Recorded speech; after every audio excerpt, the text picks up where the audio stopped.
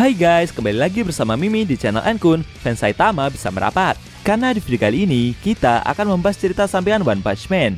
Ini adalah cerita tambahan yang dibuat oleh Yusuke Murata dan diselipkan di beberapa chapter manga Shibotak.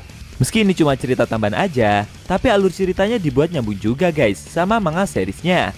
Lebih tepatnya, kita akan mereview manga One Punch Man Extra 15 chapter 80,6 yang bersumber dari forum Reddit atau website Chubarimoy.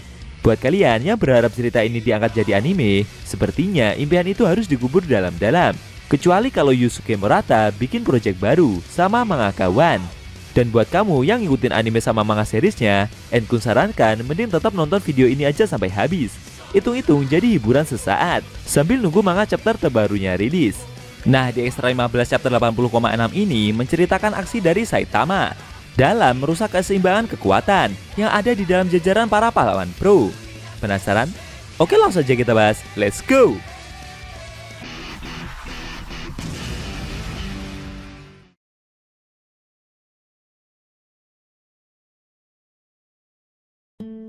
Di awal scene, kita diperlihatkan Saitama yang menolong seorang pedagang kentang bakar dari serangan seekor monster. Sebenarnya, setiap insiden monster dikonfirmasi, maka tingkat bencana akan ditetapkan pula. Itu adalah ukuran bahaya secara agregat yang diberikan asosiasi dengan mempertimbangkan kekuatan destruktif dari monster, kesulitan pemusnahan, dan sebagainya. Sebelum memutuskan untuk menghadapi monster, para pahlawan biasanya akan menentukan terlebih dahulu tingkat bencananya. Lalu mereka memilih untuk melawan monster itu sendirian atau tergantung pada situasinya. Mereka mungkin akan memutuskan untuk membuat sebuah tim pula.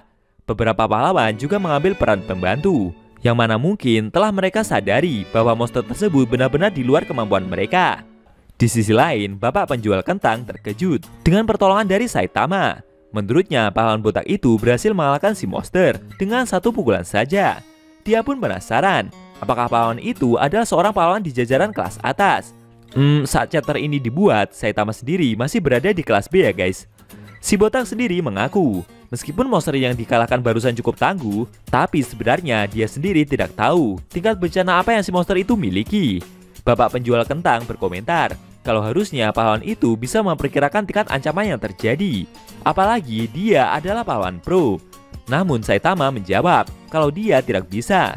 Kemudian dia memesan sebuah kentang hangat satu. Akan tetapi secara tiba-tiba sirine bahaya kota berbunyi dan menginformasikan jika seekor monster level bencana harimau telah muncul di kota Z. Bapak penjual kentang itu tidak menyangka akan ada monster lain yang muncul. Di lokasi kemunculan monster itu sendiri, si monster telah berhasil membuat kekacauan. Akan tetapi dengan sigap, pahlawan kelas A peringkat 35 bernama Air muncul dan berhasil mengalahkan monster itu dengan menggunakan senjata bumerangnya. Tidak lama setelah itu, pihak asosiasi pun menginformasikan dan mengabarkan kepada para masyarakat jika bahaya bencana tersebut telah berhasil diatasi. Padahal Saitama sendiri yang sedang membeli kentang bakar itu mau menuju lokasi tersebut. Bapak penjual kentang merasa jika hari ini adalah hari yang begitu mengerikan. Dia meminta pahlawan itu untuk berhati-hati. Namun di luar dugaan, sirine bahaya kembali berbunyi dan menginformasikan kalau telah muncul monster dengan level bencana iblis. Kejadian itu membuat bapak penjual kentang jadi merasa cukup ketakutan. Dia menyarankan si botak untuk lebih baik menjaga jarak dengan monster satu itu. Skala perbandingan resmi yang diberikan asosiasi untuk peringkat pahlawan dan level monster adalah sebagai berikut. Monster dengan level bencana serigala bisa diatasi dengan satu pahlawan kelas B atau setara dengan 3 pahlawan kelas C. Monster dengan level bencana harimau bisa diatasi dengan satu pahlawan kelas A atau setara dengan 5 pahlawan kelas B. Dan monster dengan level bencana iblis akan bisa diatasi oleh satu pahlawan kelas S atau setara dengan 10 pahlawan kelas A. Namun faktanya tidak demikian. Peringkat pahlawan belum tentu menunjukkan kekuatan bertarung yang musuh miliki. Tabel tersebut sebenarnya tidak mempertimbangkan faktor-faktor terkait konteks, seperti kesesuaian dengan insiden tertentu. Tapi para masyarakat begitu percaya dengan standarisasi tersebut. Monster level bencana iblis yang muncul sendiri adalah monster lobak besar bernama Macho Daiko yang saat ini dihadapi oleh 3 pahlawan emoticon bersaudara. Dengan kombinasi serangan yang ketiga pahlawan itu lancarkan, membuat si monster berhasil dikalahkan. 3 pahlawan emoticon itu sendiri adalah Angry Man, pahlawan kelas C peringkat ke-255, Crying Man, pahlawan kelas B peringkat ke-69, dan Smile Man, pahlawan kelas A peringkat ke-27. Smile Man berpikir, menurutnya pihak asosiasi telah salah dalam menentukan level kekuatan monster yang mereka lawan barusan, karena itu tidak benar-benar setingkat dengan level iblis.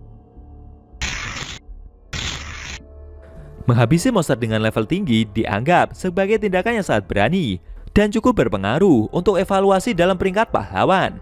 Sudah biasa juga para pahlawan menantang monster yang kemampuannya berada di atas level mereka sendiri. Di sisi lain, beberapa pahlawan lebih memilih untuk mempertahankan peringkat mereka saat ini dengan hanya mengincar monster yang lemah saja. Pada akhirnya, setiap pahlawan berusaha semaksimal mungkin untuk menampilkan nilainya dengan cara masing-masing. Tidak lama setelah itu, Smile Man mendapat telepon dari asosiasi jika di dekat lokasi mereka ada monster lain yang muncul dan berlevel bencana serigala. Ketika sampai di lokasi, monster itu seperti berdiri di suatu lapangan yang luas. Dia adalah monster toge bernama Whiteheart Sprout. Sambil ketakutan, si monster meminta mereka bertiga untuk menjauhinya. Angry Man berencana untuk mengalahkan monster itu sendirian karena level bencananya tidak begitu tinggi. Selain itu, hal tersebut perlu dia lakukan agar peringkat pahlawannya bisa segera mengejar kedua saudaranya tersebut. Ketiga pahlawan emoticon bersaudara itu sebenarnya tidak begitu populer, guys.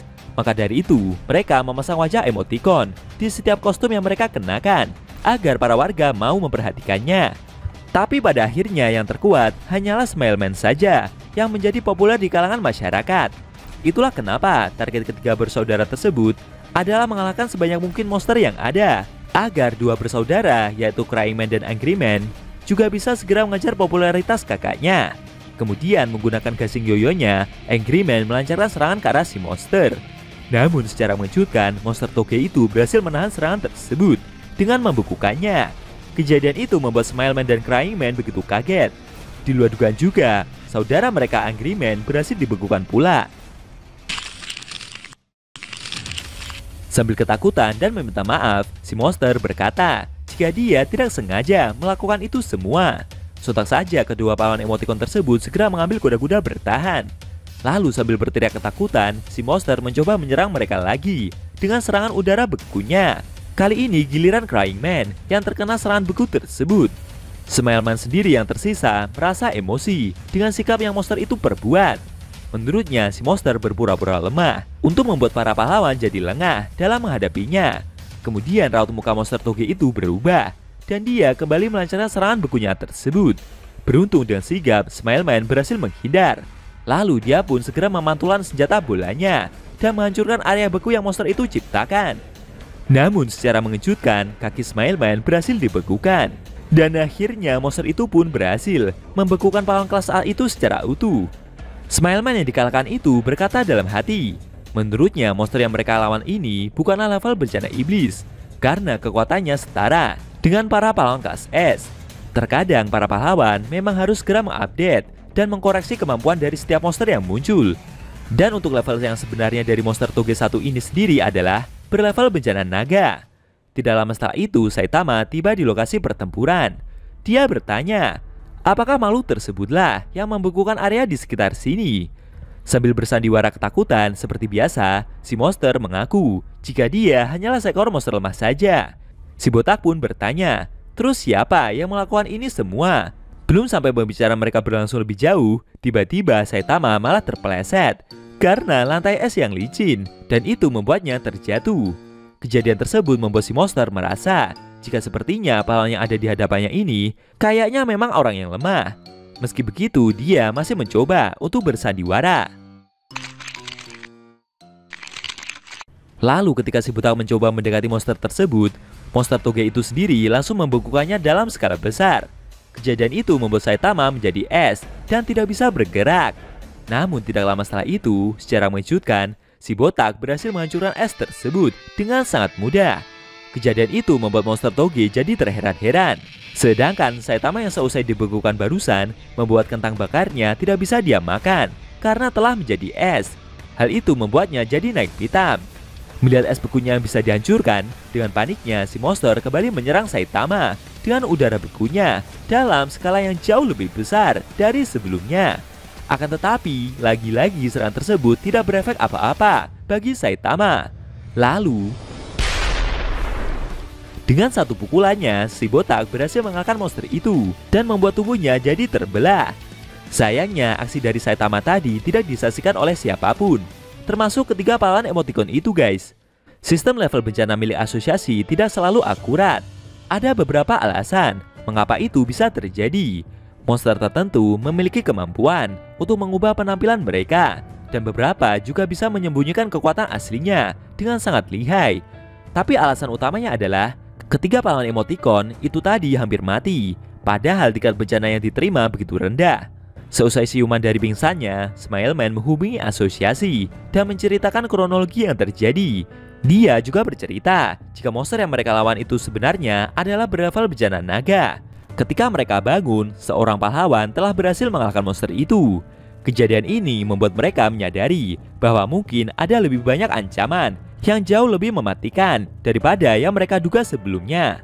Staf asosiasi yang menerima laporan tersebut menyimpulkan jika ada pahlawan acak yang dapat menghilangkan bencana monster level naga dengan mudahnya. Menurutnya, kalau benar terjadi demikian, hal itu akan merusak keseimbangan dunia para pahlawan pro itu sendiri.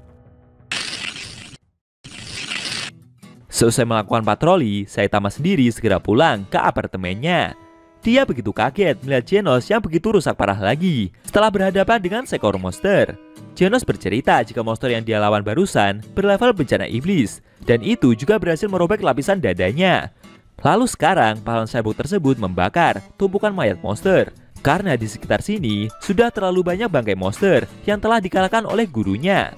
Berhubung dia sedang luang dan ingin lokasi sekitar apartemen gurunya terlihat bersih, Genos pun membakar semua mayat monster itu sekaligus. Melihat kejadian tersebut, si botak jadi berinisiatif untuk melakukan sesuatu. Genos bertanya dengan apa yang gurunya lakukan. Menggunakan batang kayu, Saitama menjawab jika dia sedang membakar kentangnya yang sebelumnya telah membeku. Dan akhirnya, scene cerita Extra 15 One Punch Man chapter 80,6 telah usai.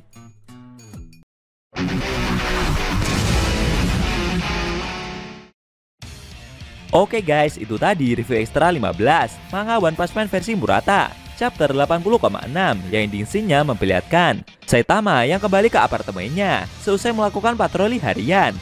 Meski sudah berkali-kali melakukan aksi kepahlawanannya, namun sayangnya aksi dari si botak banyak yang tidak disadari oleh para warga sekaligus para pahlawan pro ya guys. Bagaimana menurut kamu? Jangan lupa tinggalkan komentar kalian ya. Kalau mau nonton review Extra chapter selanjutnya, bisa klik link di deskripsi. Linknya udah Mimin taruh di sana kok. Buat kalian yang menonton review manga One Punch Man secara maraton, baik itu versi manga One atau Yusuke Murata, linknya ada di deskripsi juga ya guys. Oke, tekan like kalau suka sama video ini dan dislike kalau nggak suka. Jika ada kata-kata dari Enku yang kurang pas, Enku mohon maaf. Dan sampai bertemu di video review ekstra manga One Punch Man versi Murata selanjutnya.